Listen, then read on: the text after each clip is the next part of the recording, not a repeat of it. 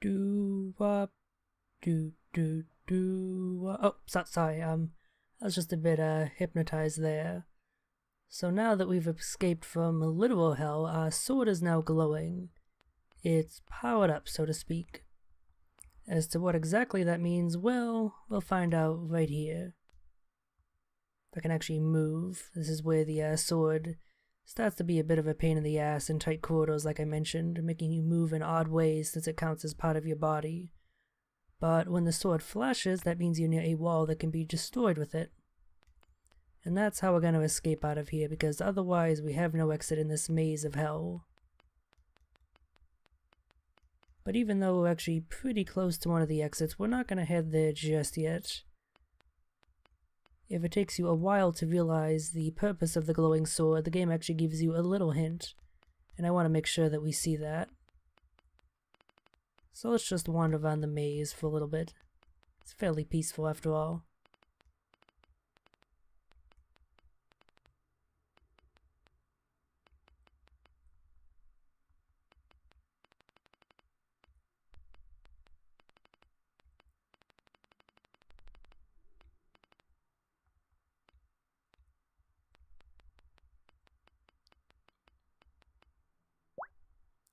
There we go, she finally answered.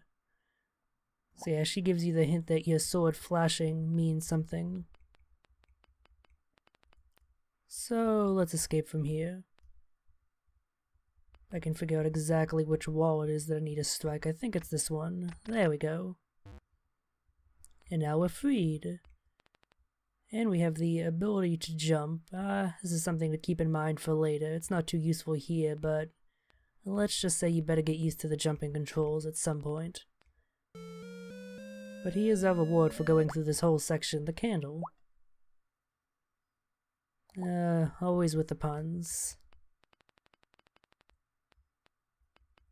So what the candle does, if we use it, is it sends out a huge burst of fire which lights up whatever darkened room you're in. Needless to say, it's an incredibly useful item. It also has one other use, which we'll be seeing in a little bit. For now though, let's continue exploring this area here, and see what secrets we can uncover.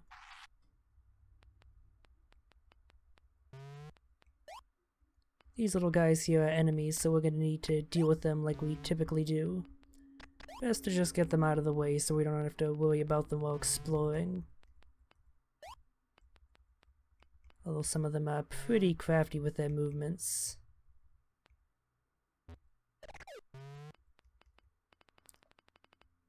Yeah, another one of those purple arrows, which never really indicates you to anywhere helpful.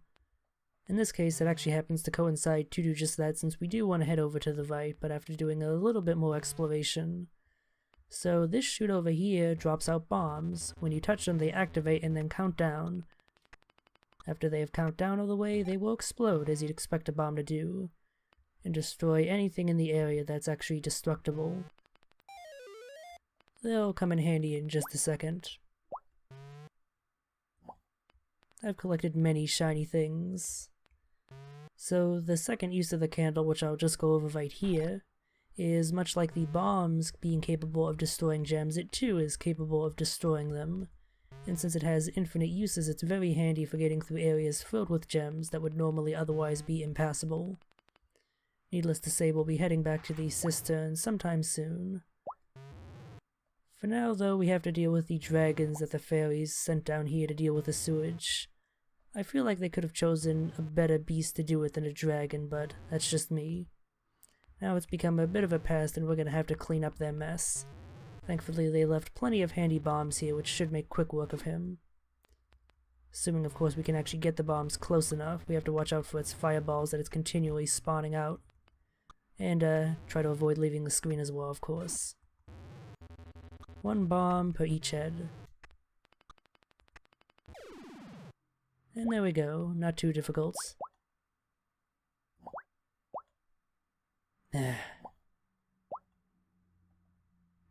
Okay, at least she said that she'll stop. Also, if you don't get the reference there, that beast is a reference to an enemy from the original Legend of Zelda. One of the bosses there, I believe it was named Gleeok, looks very similar to that.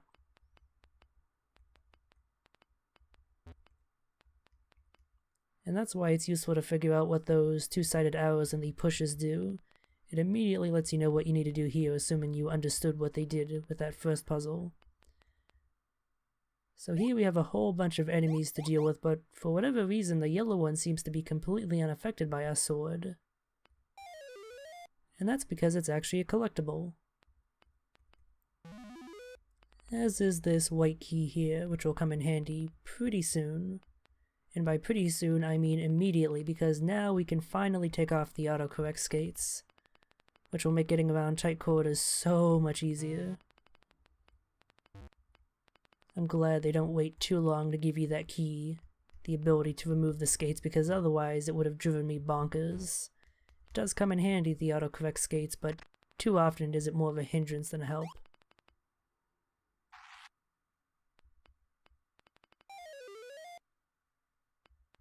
And that's not quite a key, instead it's a key sigil.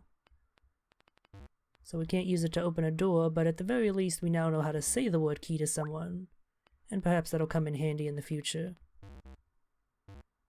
Me with my poor swordsmanship skills. Although that was mainly due to the fact that I was unable to turn it in time because of the walls that were in the way. Yeah, death isn't all that much of a concern if you just respawn immediately at the start of the room. Perhaps that's a message or a commentary on something. Or not. I did not need to destroy those gems, but I did so anyway. I am a monster.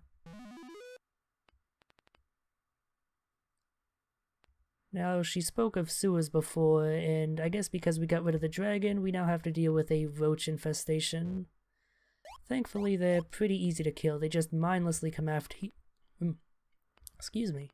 They just mindlessly come after you, so as long as you don't swing your sword the wrong way, you'll be just fine. You don't have anything to worry about. Yeah, she even points out that you can even just run past them, theoretically. That is advice that is very useful if you happen to come here without a sword, which is actually what you need to do in order to get to this little symbol over here. The corridor is too narrow to get through with the sword. But we'll do that later. For now, let's clean house and get rid of all the cockroaches.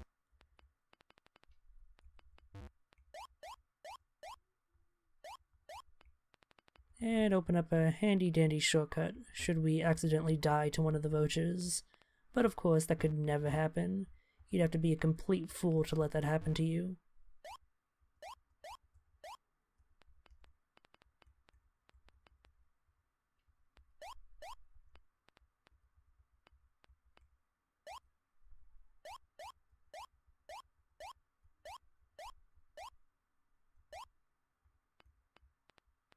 Nearly done with the roach slaying. I do think there are a few too many roaches doing this part. Makes it drag on just a bit longer than it really should. Another shortcut, if we can actually get through all the way. You can't, the sword blocks you from progressing through these solid walls here. That was the trouble I was having. So here we have another sigil to collect, but this is in the shape of one that we have already collected. And it's purple, so there's clearly some difference. Whatever could that be?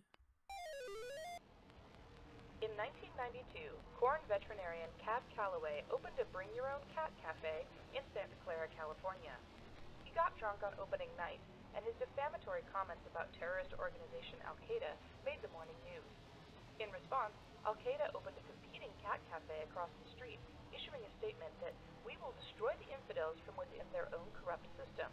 Al-Qaeda's cat cafe was a massive success. Calloway now works across the street from the cafe as a dog vendor. That there is the difference. The purple sigils count as collecting the regular version of the sigils, so theoretically you could get just the purple ones and ignore the regular ones. But in addition, each one dispenses a fact about the thrash metal band Korn. At least I think they're a thrash metal band. I'm not too into the genres of music. But they're basically some sort of metal rock band. That's as much as I know. So yeah, if you happen to be interested in the band Korn, boy is this game for you.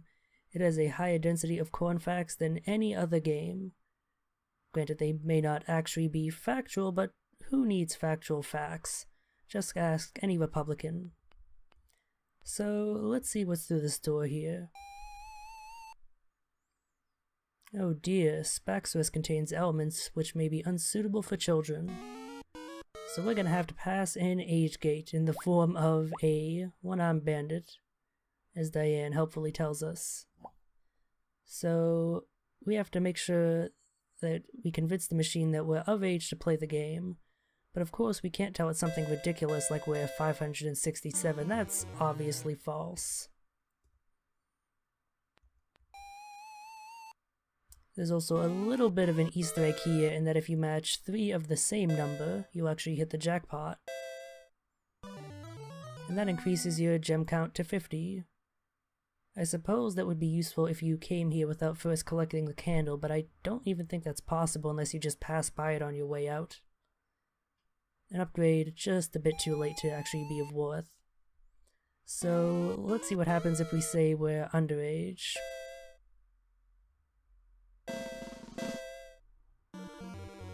Nah, we're just rejected instead. Alright, we're gonna have to convince it that we're an adult, which means getting a good roll.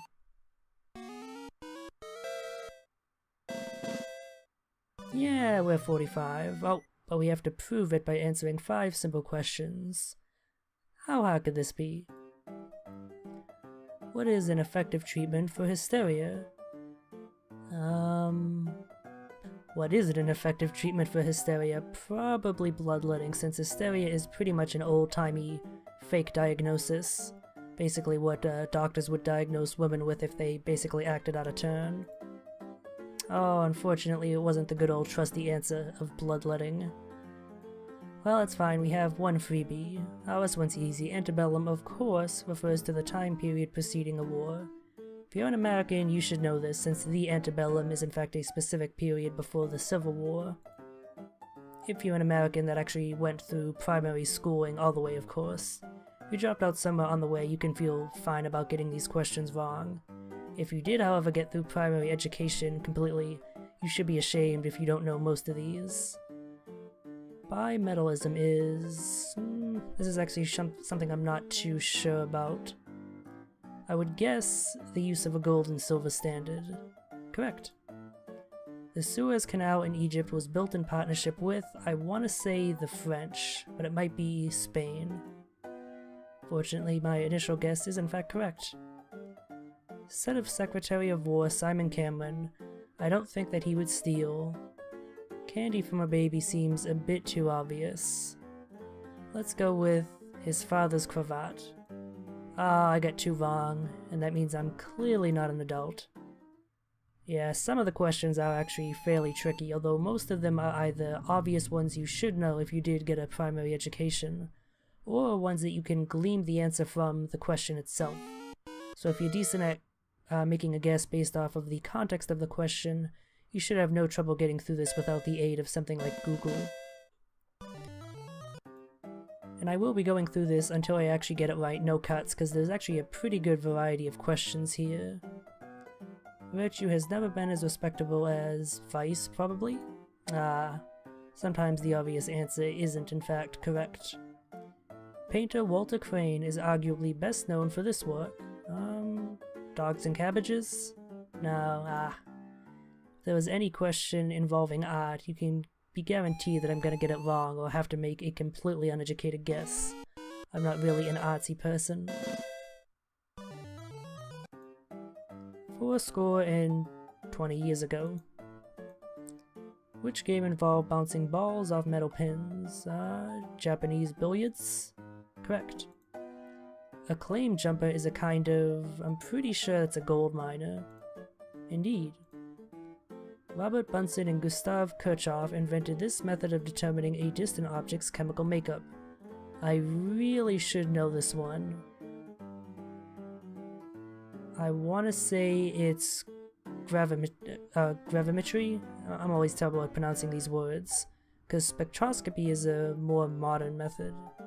Looking it up in the encyclopedia, that's a good one too. Ah, nope, it wasn't gravimetry. Molly Fancher, the Brooklyn Enigma, was supposed to have gone 14 years without... sulking? No, that one was pretty much a complete guess, and sadly I had already used my freebie.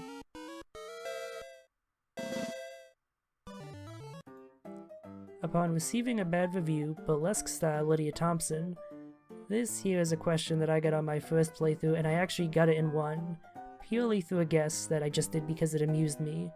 Yeah, she actually horsewhipped her critic, which is pretty badass, I gotta say. Shogun Tokugawa's army was defeated using surplus rifles from the American Civil War. That seems to fit the time period I'm pretty sure he's from. Indeed. Otto von Bismarck unified this collection of territories, German Empire obviously, which is not a Tchaikovsky composition. Ooh, I'm not really a music person either. Mache Slave? Oh, there goes my freebie. Temperance Fountain is a good place to find... water? Indeed. Alright, this is the final question. Let's see if I can get it. Woman in the Garden is a painting by... of course it's an art question. Claude Monet? Yeah! Now that I've certified that I'm a true blue adult, I can now enter the world of Spaxvis. And I've never been more ready.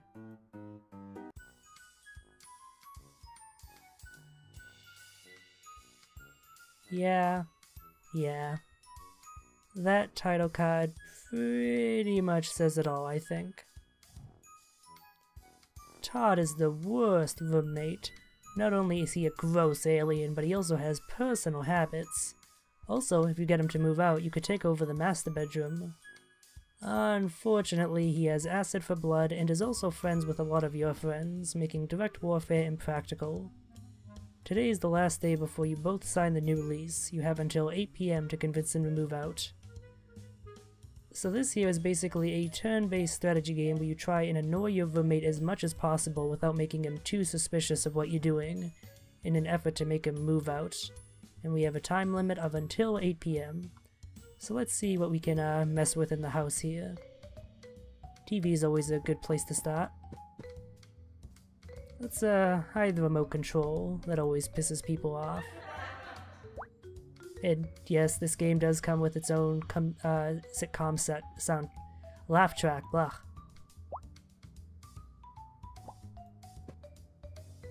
Now, as you do things, Todd will move around the house.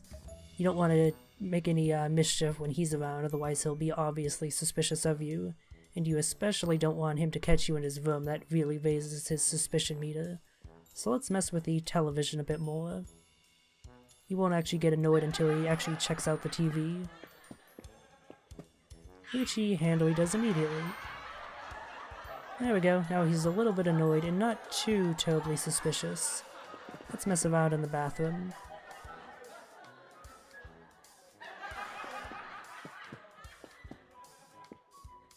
Alright, well he's currently napping. Let's mess around in the bathroom a little bit more. Also, I do strongly recommend reading these little text blurbs here, pausing the video if you need to. Most of them are pretty amusing. I'm not going to read them out loud just because my voice would end up very hoarse at the end of doing it. It's already getting a little bit there.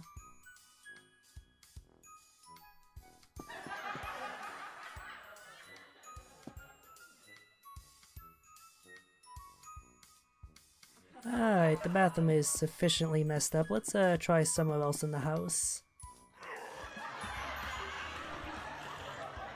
Let's try messing around in his room, see if we can't get away with that.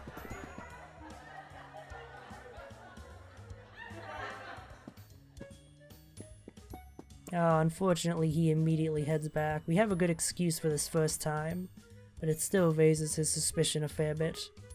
We'll have to be more careful next time we head into his room.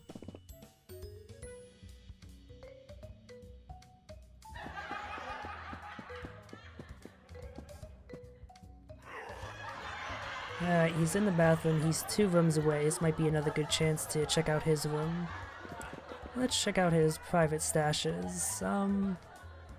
I'm gonna be okay without looking at Todd's porn stash, but let's check out his favorite handheld LCD game.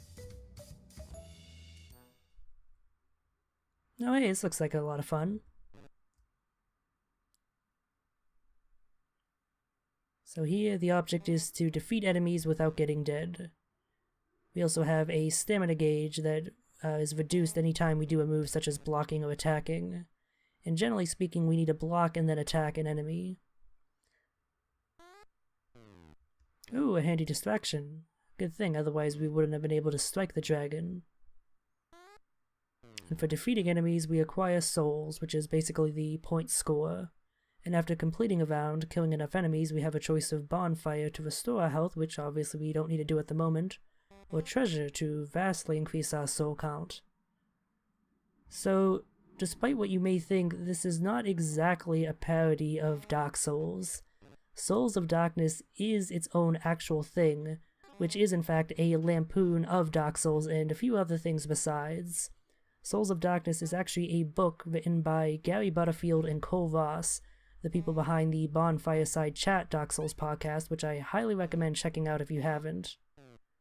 And it's basically meant to be a parody of the Worlds of Power books from the 90s, which were basically like gussied up choose-your-own-adventure video game-based books. Except obviously it is strongly Dark Souls inspired. I actually have a copy of the book myself and it's pretty nice, so I highly recommend checking it out. I'm pretty sure you can purchase either a digital PDF or even a physical copy even at this point. Okay, but yeah, hopefully we'll be able to piss Todd off by getting a higher score than him. Oh no, he's gonna discover us again. Let's continue to wait in the closet so he doesn't find us.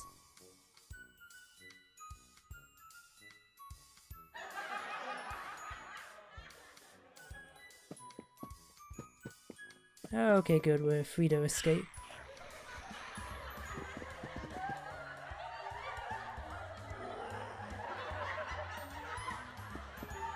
Ah, the best excuse of all. I'm not doing what you're talking about. What are you talking about?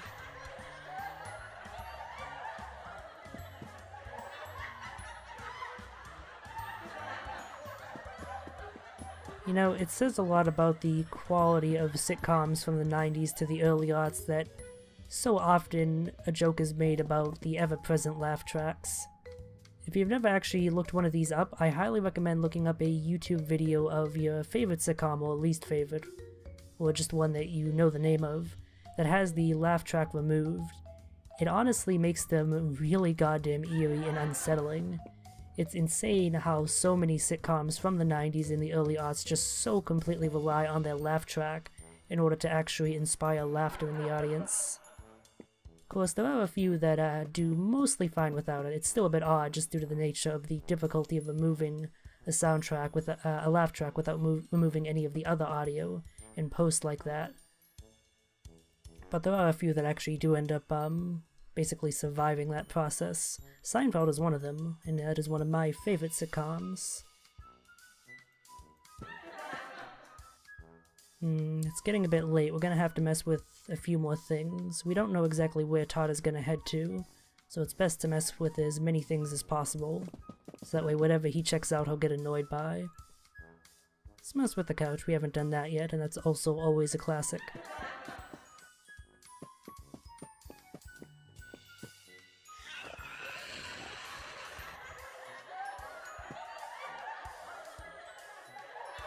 We can also just passive-aggressively leave notes everywhere.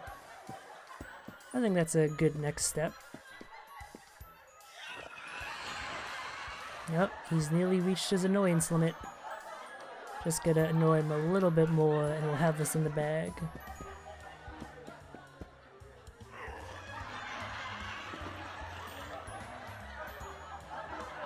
I'm gonna be honest, these leaving passive-aggressive notes are easily my favorite options of all of these, and that's kind of why I've saved them for the end.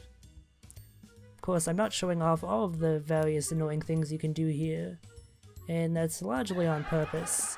I do want to give you a reason to play through the game yourself if you're that interested after all. But let's leave a few more passive-aggressive notes and then we should be good.